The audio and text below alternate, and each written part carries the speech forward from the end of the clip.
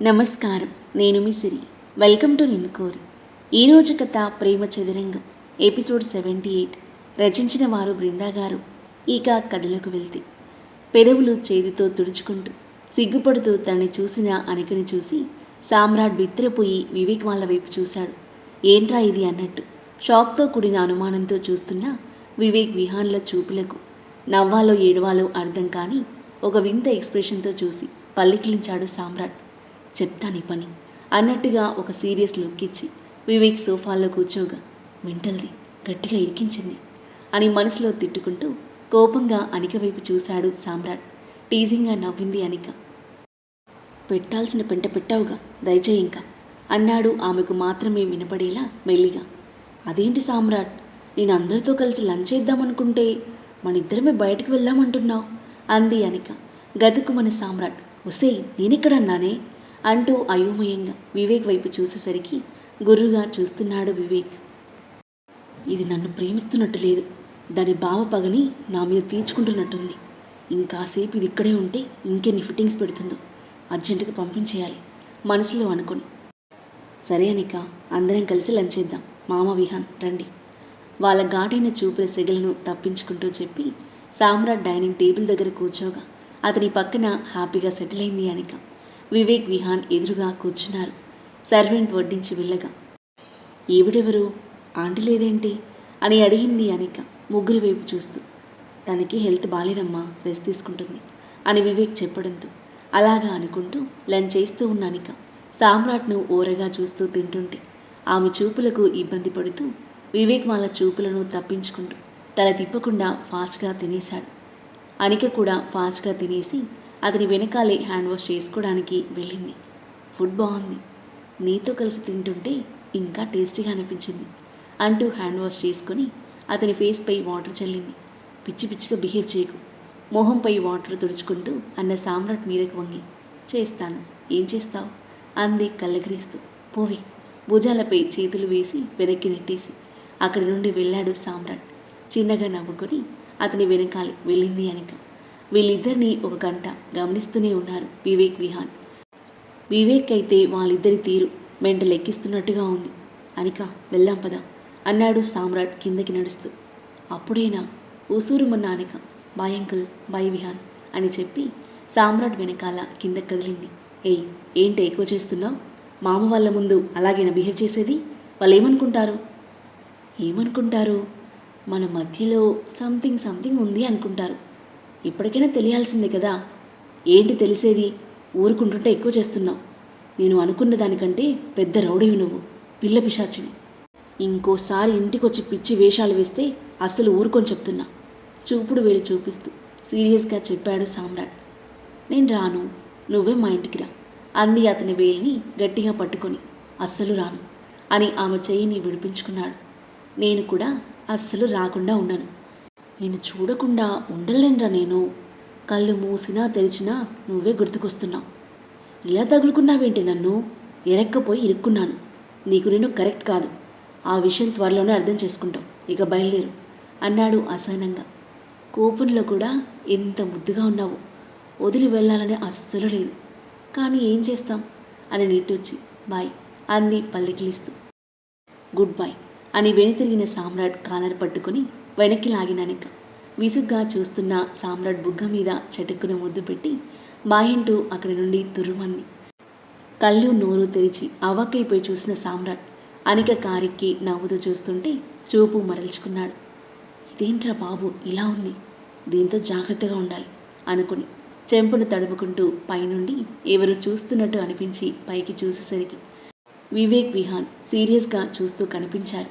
ఇహి అని ఒక నవ్వు నవ్వి పైకి వెళ్ళాడు. ఏం జరుగుతుంది సామ్రాట్, నీకు ఆ పిల్లకి మధ్య? ఏదో చేస్తావనుకుంటే ఇంకేదో చేస్తున్నట్టున్నావు, ఏంటిదంతా సీరియస్గా అడిగాడు వివేక్.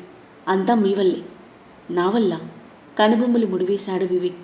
అవును మామ, అంతా నీ వల్లే. మీరే దాన్ని నాకు తగిలించారు. ఇప్పుడు అది నన్ను జిడ్డులో తగులుకుంది. నన్ను ప్రేమిస్తుందట, పెళ్లి చేసుకునే వరకు వదలను అని ప్రతిజ్ఞ పూని నాకు మెంటలెక్కిస్తుంది.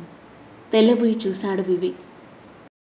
తనతో ఫ్రెండ్లీగా ఉండి ఆదవ్ గారికి దగ్గరయ్యేలా చెయ్యి అంటే లవర్ బాయ్ వేషాలు వేసుంటాం, అందుకే ఆ పిల్ల నీకు పడిపోయి ఉంటుంది. నేనేం వేషాలు వేయలేదు, నార్మల్గానే ఉన్నాను. ఆ రోజు రౌడీలందరినీ కొట్టి తనని ప్రొటెక్ట్ చేశాను కదా, ఆ రోజు పడిపోయిందట ప్రేమలు. అంతా మీ వల్లే, జిడ్డులాగా పట్టుకుంది నన్ను అన్నాడు అసహనంగా. అయితే నువ్వేమనుకుంటున్నావు మరి? యశుని వదిలేసి ఆ పిల్లని చేసుకుంటావా ఏంటి అడిగాడు వివేక్ అనుమానంగా. పెళ్ళా? దాన్నా? నోవే. నాకు దాని మీద కొంచెం కూడా ఇంట్రెస్ట్ లేదు. ఇలా వదిలించుకోవాలని చూస్తున్నా. మంచి ఐడియా ఉంటే చెప్పండి అని గదిలోకి వెళ్ళాడు సామ్రాట్. ఏదో అనుకుంటే ఇంకేదో అయింది. అనిక ద్వారా వాళ్ళిద్దరిని విడగొడదామనుకుంటే వాళ్ళు దగ్గరవడమే కాక ఆనిక వీడు ప్రేమలో పడింది. ఒకసారి ప్రేమలో పడ్డాక అంత ఈజీగా వదిలిపెడుతుందా?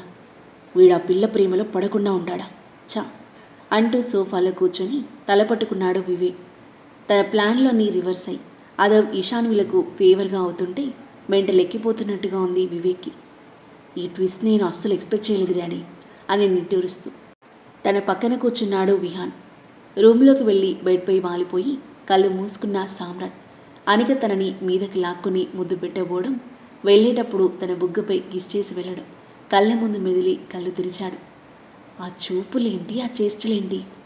పాపోయ్, కాసేపట్లో చెమటలు పట్టించింది మెంటల్ది అని తిట్టుకుంటూ కళ్ళు మూసుకున్నాడు. తను ఎంతగానో ప్రేమించిన ఇష్యూ నుండి రిజెక్షన్ ఫేస్ చేసిన అతను ఇప్పుడు ఒక అమ్మాయి తనకి అట్రాక్ట్ అవ్వడమే కాదు, అంతగా ప్రేమిస్తుంది అంటే ఒకంత గర్వంగా ఉంది సామ్రాట్కి. కానీ తన మనసు మాత్రం ఇష్యూ దగ్గరే ఉంది. తన గురించి ఆలోచిస్తూ నిద్రలోకి జారుకున్నాడు. కాన్ఫరెన్స్ కాల్లో మాట్లాడుతున్న ఇష్యూ ఎదురుగా సోఫాలో పడుకొని తనకి చూపుల బాణాలు విసురుతూ కాల్ ఎప్పుడు ఎండవుతుందా అని అదవ్ ఎదురు చూస్తూ ఉండి అతని చూపుల బాణాలను తప్పించుకుంటూ కాల్ మాట్లాడుతున్న ఇషాన్వి 5 minutes అని చేతితో సైగ చేసింది.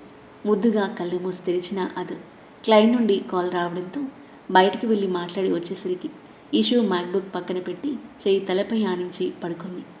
ఆమెను ఆర్తిగా చూస్తూ దగ్గరకొచ్చిన అదవ్ దృష్టి టీషర్ట్ పైకి తొలిగి ముద్దుగా కనిపిస్తున్న ఆమె చిట్టి నడుముపై పడింది. తెల్లని లీలీత నడుముకి సెంటర్ ఆఫ్ అట్రాక్షన్గా ఉన్న ఆమె నాభి ముద్దుగా కనిపిస్తూ అతని చూపు తిప్పుకొనివ్వకుండా చేస్తుంది. మెల్లిగా బెడ్ మీదకి ఎక్కి ఆమె నాభి మీద ముద్దు పెట్టుకున్నాడు. ఆ ముద్దుకి ఇషు తనువంతా జల్లుమని నరనరాలు జివ్వుమన్నాయి. పొట్ట వెంటనే లోపలికి వెళ్ళిపోయింది. మెల్లిగా కళ్ళు తెరిచి చూసింది. తనకి ఇరువైపులా చేతులు ఆనించి మీదకొచ్చాడు అదవ్. ఓయ్, ఏం చేస్తున్నావు అంది లోగొంతుకుతూ. ఏం చేస్తున్నానా? నీ బుజ్జి నడు ముద్దు పెట్టమని గోలు చేస్తుంటే పెట్టేశా. ఆమె చెంపను ముద్దాడుతున్న కుర్లను చెవి వెనక్కి నెడుతూ కొంటెగా చూస్తూ అన్నాడు. ఇషు బుగ్గలు సిగ్గుతో ఇరిపెక్కాయి. సిగ్గుతో కూడిన నవ్వుతూ చూస్తుంటే నీ బుజ్జి పెదవులు కూడా ముద్దివ్వమని గోల చేస్తున్నాయి అని ఆమె పెదవులపై ముద్దు పెట్టబోతుంటే ఇషు తల తిప్పేసుకోగా ఆమె చెంపను ముద్దాడాయి అతని పెదవులు. ఏ ఇషు, ఇది చీటింగ్ అంటున్న అదవ్ని మురిపంగా చూస్తూ ఉంది. ఆమె కళ్ళతో కళ్ళు కలిపి చూస్తూ, నువ్వు నన్ను మనస్ఫూర్తిగా ప్రేమతో యాక్సెప్ట్ చేసే రోజు కోసం ఎంతగా ఎదురు చూసాను తెలుసా? ఎంత హ్యాపీగా ఉందో మాటల్లో చెప్పలేని. నాలో ఇన్నాళ్ళుగా దాచుకున్న నా పిచ్చి ప్రేమనంతా నీకు పంచేస్తాను. నా ప్రేమను భరించడానికి రెడీగా ఉండు అన్నాడు నవ్వుతూ. అలాగే అల్లరి మొగుడు గారు అందంగా నవ్వుతూ అతని బుగ్గలు పట్టి లాగింది. I love you so much ప్రేమగా ఆమె నుదుటన ముద్దు పెట్టి ఆమె ఎద మీద తలపెట్టి పడుకున్నాడు.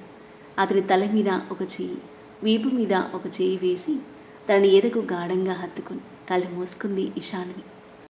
అతని మొహాన్ని దూది పింజలా శుతిమెత్తగా తాకుతున్న ఆమె ఎత్తైన ఎద ఆమె ఉచ్ఛ్వాస నిశ్వాసలకు అనుగుణంగా కదులుతూ అతని ఊయలూపుతున్నట్టుగా హాయిగా ఉండగా ఆమె మేని పరిమళాన్ని ఆస్వాదిస్తూ ఏదో సవ్వడి వింటూ ప్రశాంతంగా నిద్రలోకి జారుకున్నాడు అదవ్. దాదాపు 2 గంటల హాయి నిద్ర తర్వాత వెలుగు వచ్చి కళ్ళు తెరిచింది ఇషాన్వి. తన ఎదపై చిన్న పిల్లాడిలా ప్రశాంతంగా నిద్రపోతున్న అదవ్ని చూసి ఆమె పెదవులపై అందమైన చిరునవ్వు చేరింది. నుదుటిపై జుట్టుని వెనక్కి నెట్టి ముద్దు పెట్టుకుంది. అదవ్ పెదవులు చిన్నగా విచ్చుకున్నాయి. తలెత్తి ఆమె మొమ్ములోకి చూసి లవ్ యూ సో మచ్ అంటూ బుగ్గన ముద్దు పెట్టాడు. సన్నని నవ్వుతూ మురిపంగా చూస్తుంది ఇషు. ఇషు, మనం కలిసినప్పటి నుండి ఒక్కసారి కూడా నాకు ఐ లవ్ యూ చెప్పలేదు. ఒక్కసారి చెప్పవా? నీ పెదవుల వెంట ఆ తీయని వర్డ్స్ వినాలనుంది. నేను చెప్పను అంది తల తిప్పేసుకొని. ఓయ్, బెట్టు చేయకే, నా బంగారం కదూ, ఒక్కసారి. ఆహా అంది టీజింగ్గా నవ్వుతూ. సరేలే, నిరాశగా నిట్టూర్చి తన మీద నుండి లేవబోయిన అదర్ కాలర్ పట్టుకుని దగ్గరికి లాక్కుంది. నవ్వుతూ చూసినాదు. ఆమె నోటి వెంట ఆ 3 మ్యాజికల్ వర్డ్స్ వినడానికి ఆరాట పడిపోతూ ఆమె మోములోకి చూస్తున్నాడు. అతని కళ్ళలోకి కొన్ని క్షణాలు చూసిన ఈశాన్వి అతని చెవికి పెదవులు ఆనించి ఐ లవ్ యూ అంది. ప్రేమ నిండిన స్వరంతో తీయగా వినిపించిన ఆ మాటలకు అదో మనసు పరవశించిపోయింది. ప్రేమగా ఆమె వైపు చూసి థ్యాంక్ యూ సో మచ్ అంటూ ఆమె మొహాన్ని చేతుల్లోకి తీసుకొని ఆమె మొహం నిండా ముద్దుల వర్షం కురిపించాడు. అతని ప్రేమకు మనసు పులకించిపోతుంటే మురిసిపోతూ చూస్తున్న ఈషు మళ్ళీ నాకు దూరం అవ్వాలని చూసావో అంటుంటే ఆమె నోటిని చేత్తో మూసేశాడు. నీకు దూరమే చచ్చి బ్రతికిన ప్రాణమే ఇది. మళ్ళీ నీకు దూరమైతే బ్రతకదు. ఆ ఊహ కూడా భరించలేను అంటూ ఆమె పెదవులపై ముద్దు పెట్టడానికి దగ్గరికి తీసుకోగా అతనికి అనుగుణంగా మారి కళ్ళు మూసుకుంది ఈశాన్వి. ఆమె పెదవులను వేలితో తడిమి అదో ముద్దు పెట్టబోతుండగానే ఈశాన్వి ఫోన్ రింగ్ అవ్వడంతో ఉలికిపడినట్లుగా దూరం జరిగారు. కరెక్ట్ టైంకి రావాలా ఈ ఫోన్ అని యాదవ్ చిరు కోపంగా ఫోన్ వైపు చూస్తుంటే నవ్వుకుంటూ ఫోన్ తీసి చూసింది ఈశాన్వి. మూర్తి చేశాడు అనుకుంటూ లిఫ్ట్ చేసింది. హలో మేడం, కాంట్రాక్ట్ డాక్యుమెంట్స్ పైన మీ సైన్ కావాలి మేడం. డాక్యుమెంట్స్ ఈఓడి కల్లా సబ్మిట్ చేయాలి. ఓకే మూర్తి, డాక్యుమెంట్స్ తీసుకుని అవుట్ హౌస్కి వచ్చేసి. Okay madam. మూర్తి ఫోన్ పెట్టేగా అదే వైపు చూసింది ఈశాన్వి. డాక్యుమెంట్స్ పైన సైన్ చేయాలి, రమ్మని చెప్పాను, పద కాఫీ తాగుదాం. ఈషు బెడ్ పై నుండి లేవగా లేచి ఆమె భుజం చుట్టూ చేయి వేసి బయటికి నడిచాడు అదవ్. ఇద్దరూ కాఫీ తాగేసి పూల్ దగ్గర బెంచ్పై కూర్చొని సేద తీరుతున్నారు. కాసేపటికి చేరుకున్న మూర్తి ఇద్దరికి హ్యాపీ హోలీ అంటూ షేక్ హ్యాండ్ ఇచ్చి ఎదురుగా చైర్లో కూర్చున్నాడు. డాక్యుమెంట్స్ తీసుకుని సైన్ చేస్తున్న ఈశాన్వి క్లయింట్ నుండి కాల్ రావడంతో మాట్లాడుతూ పక్కకు వెళ్ళింది. ఎలా ఉంది సార్ మీకు ఇప్పుడు? పూర్తిగా క్యూర్ అయ్యారా అడిగాడు మూర్తి. క్యూర్ అయ్యాను మూర్తి, పర్ఫెక్ట్లీ ఆల్ రైట్ చిన్నగా నవ్విన మూర్తి. సడన్గా ఏదో గుర్తొచ్చి సార్, మనస్విని మేడం మీ ఫోన్ నెంబర్ అడిగి తీసుకున్నారు, మీకు కాల్ చేశారా అని అడిగాడు. అత్తయ్య నా నెంబర్ తీసుకున్నారా? ఎప్పుడు మూర్తి? కనుబొమ్మలు ముడిచి అడిగాడు అదు. మీకు యాక్సిడెంట్ అయిన రోజే సార్. అయితే అప్పటికే నా ఫోన్ స్విచ్ ఆఫ్ అయి ఉంటుంది. ఎందుకు చేశారో చెప్పారా? లేదు సార్, మీతో మాట్లాడాలని అన్నారు అంతే. ఈషు రావడంతో సైలెంట్ అయిపోయాడు మూర్తి. అత్తయ్య ఏం మాట్లాడాలి అనుకున్నారు? నేను ఊహించినట్టు ఆ వివేక్ గాడి గురించి చెప్పడానికి చేశారా? లేదంటే వాడు అత్తయ్యని ఏమైనా టార్చర్ చేస్తున్నాడా అని ఆలోచనలో పడ్డాడు అదవ్. ఆ తర్వాత ఏం జరగబోతుంది? అదవ్ మనస్విని పరిస్థితి గురించి తెలుసుకుంటాడా? వివేక్ నిజస్వరూపం బయటపడనుందా? ఈశాన్వి ఎలా రియాక్ట్ అవ్వనుంది? వివేక్ పరిస్థితి ఏం కానుంది? ఈ ప్రేమ చదరంగం ఎలాంటి మలుపు తీసుకోబోతుంది? అద్భుతమైన కథనంతో ఊహకందని మలుపులతో మనసును హత్తుకునే సన్నివేశాలతో ఎంతో ఆసక్తిగా సాగి ఈ కథ యొక్క నెక్స్ట్ ఎపిసోడ్ కోసం మన నెక్స్ట్ వీడియో చూడండి. కథ నచ్చితే లైక్ చేయండి. ఈ కథపై మీ అభిప్రాయాన్ని తప్పకుండా కామెంట్ చేయండి. మరిన్ని ఇలాంటి ఇంట్రెస్టింగ్ స్టోరీస్ కోసం మన ఛానల్ని సబ్స్క్రైబ్ చేయండి. Thank you for listening.